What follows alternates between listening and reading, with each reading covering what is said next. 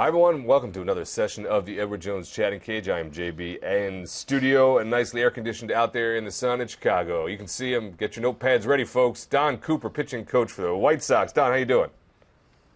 I'm doing well. We're going to have a great day talking pitching, talking about specific players, talking about everything baseball, folks. So get in line and join the conversation. That way I just get to hang out and watch. The MLB Fans app is the way you want to do that. Fire that up and get your device working so that you can talk to Don. Or the hashtag is Chatting Cage, and I will read your question as best that I can while we wait for you to get your device fired up. I'm going to go to the MLB Fans app now because I like to find these things out about coaches. San Fran 92 wants to know, Don, who's your baseball mentor growing up? Well, baseball mentor. Listen, I was a big fan of Tom Seaver growing up. I grew up in New York City, so, he was my hero. And I used to cut school to go watch him pitch if I had to. And I wouldn't leave the stadium until he was out of the game. I would basically go down there, and this is only an old Shea Stadium. I'd watch him warm up from up above as close as I could get. I'd walk in with him after he was done walking in to get started the game.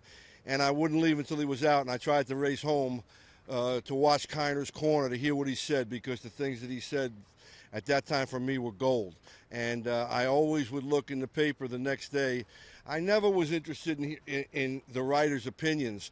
I was more interested in the quotes and what he was saying. And he was that important to me. That's the player. I had another mentor when I entered pro ball and I signed with the New York Yankees. And the pitching coach that I met, his name was Sammy Ellis. And he just recently passed away last year.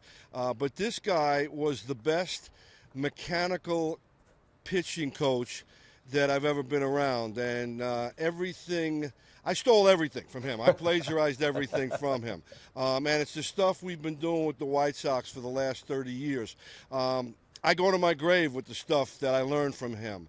I think I've taken it further, I've worked it further, and like I said, I know this is the stuff that works. And I've kind of had my own laboratory in the White Sox organization for the last 30 years to find out that it works. It works. It's good stuff. And the basic thing is, in a real short answer, stay tall, stay back, and stay closed. Those are the three things that any pitcher needs to do. And I'm sorry to lose him, because even up until last year, prior to his passing away, I would call him, bend his ear, ask him, tell him to look at somebody, tell me what he sees. But he was my true mentor as far as learning and being able to teach pitching. Oh, that's fantastic. Thanks for that, Don. Getting to know a little insight about how your game works and how you think. Getting that from Seaver and Ellis, most importantly. That's a great thing. Another fan, Foyne, just joins us here in the cage. What's your name? What's your question for Don? Hi, my name is Leo. And my question is, kind of what do you think is the key for Jose Quintana to get back on track? I think he is back on track. When a guy, any pitcher, whether it be Jose Quintana or any pitcher, when they're going good, the common denominator is they're throwing quality strikes, quality locations. And when things aren't going so good, that location is not quite there. It seems like Jose, there's been a lot of games he's pitched well, and some games he hasn't. And the games he hasn't, it's been the location, and specifically, it was away to right-handed hitters that we wanted to be away and stay away, that the ball would cut back over the plate. And those are the ones that he'd been getting burnt on.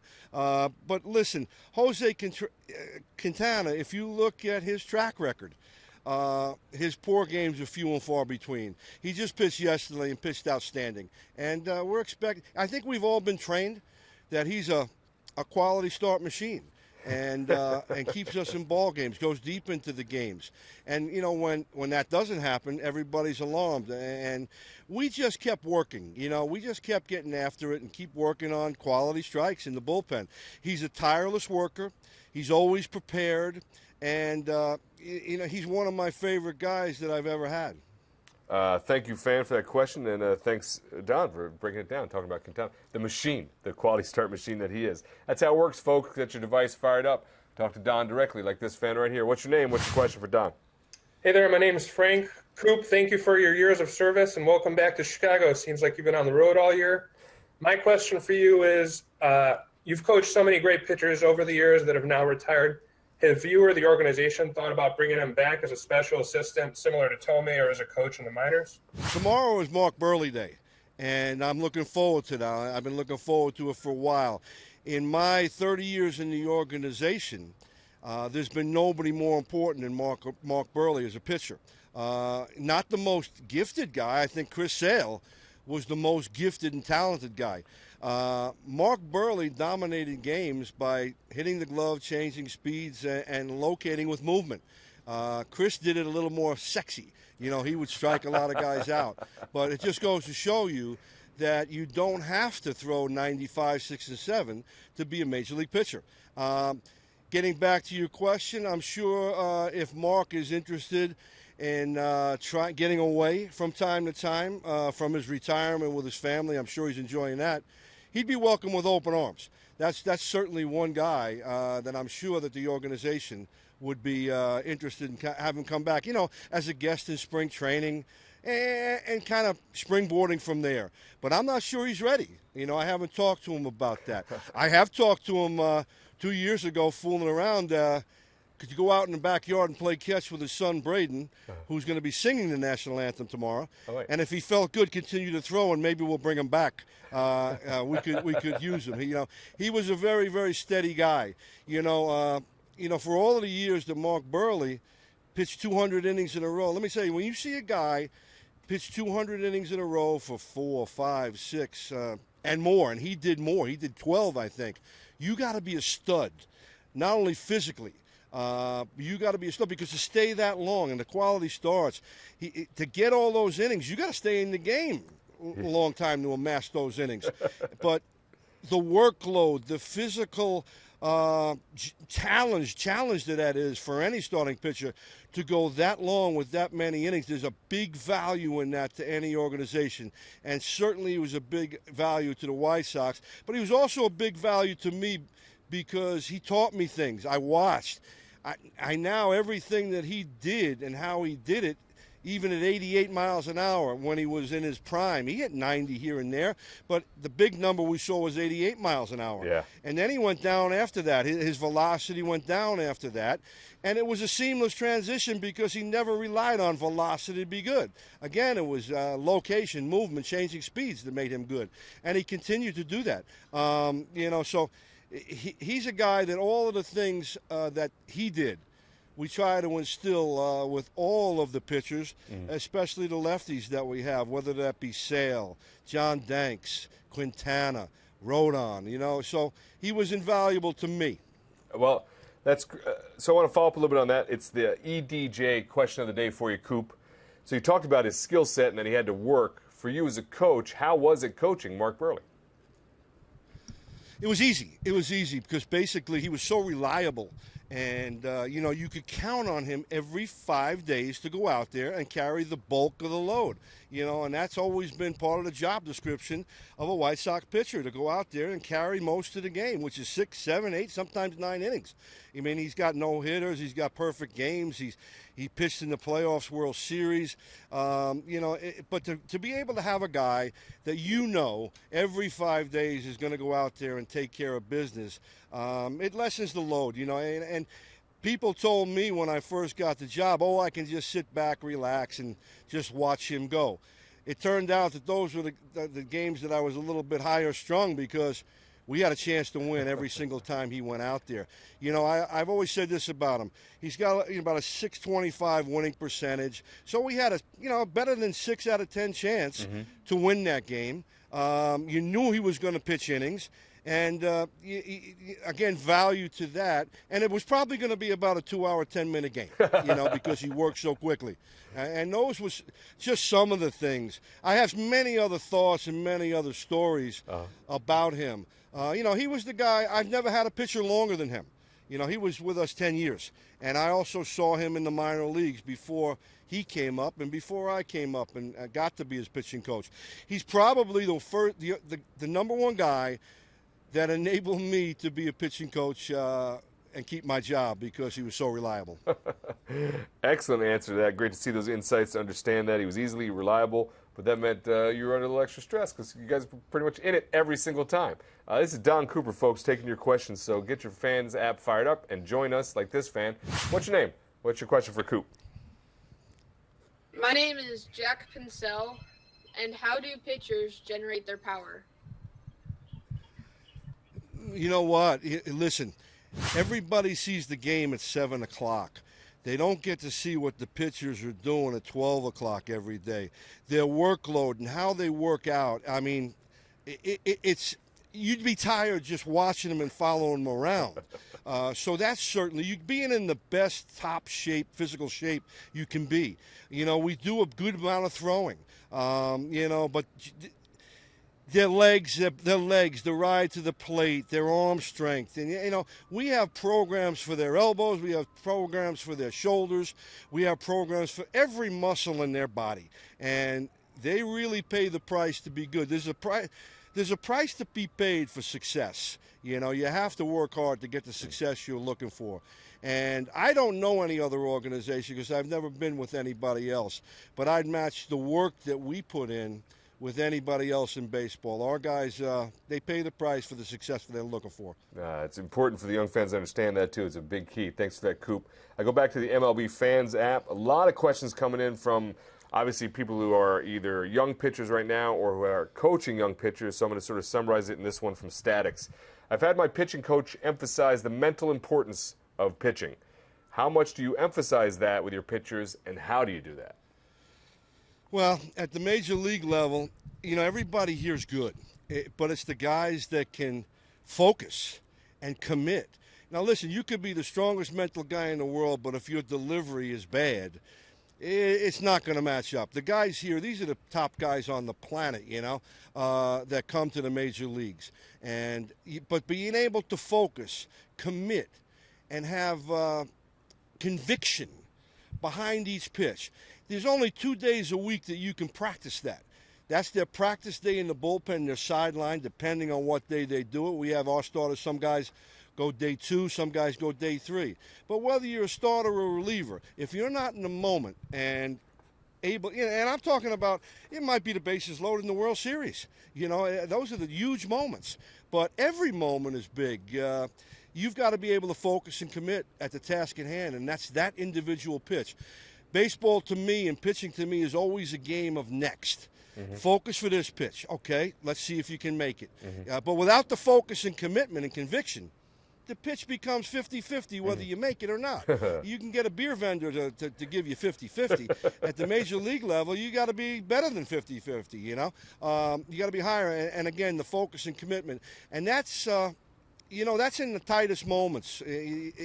But again, the bullpen is the only time they get to do that in the game itself. So every time we have a work day, yeah, we're working on all of their pitches, but we're really working on focus. And we're challenging them. And every time they're out there practicing, it's a chance to get better. Pitching is a learned skill, and it takes time to learn those skills. But the bullpens are important because if you're just throwing the ball without any specific thought on where and what, you're not getting the most out of it. You know, that's the time that we do to try to, you know, we make it a game. We make it a fun game. And we challenge ourselves to see how, for instance, hey, let's see how many down and away you can throw right now, a righty to a righty or a lefty to a lefty. How many can you nail down and away, you know, and out of 5? And so we challenge them. And when you make it a game or challenge athletes, the focus picks up because they want to be good at this game. They want to win at the game that we're playing out there. So, you know, the guys that can focus and think on their feet in the biggest and toughest moments, you see them here. They're the best. Yep. You know, another thing I'll say is this, and it may not relate exactly to the question. The best pitchers that I've ever seen pitch for me, the White Sox, and or any team that's come in and pitched against us. Forget about velocity, forget about stuff. You have what you have. It's the guys that can fill up the zone with strikes. Yeah. You know, when you see a game that's dominated, you know, let's say a guy throws 100 pitches in a 9-inning game, for argument's sake. Well, you know, about 70 of those pitches are strikes, and 30 might be balls. we encourage to attack. Yep. Attack with the first 3 pitches, either to get contact or get ahead. And if they don't hit it, well, now we're ahead 0-2, 1-2, and we should have the guy by the neck. Yep. You know, so that's just numbers.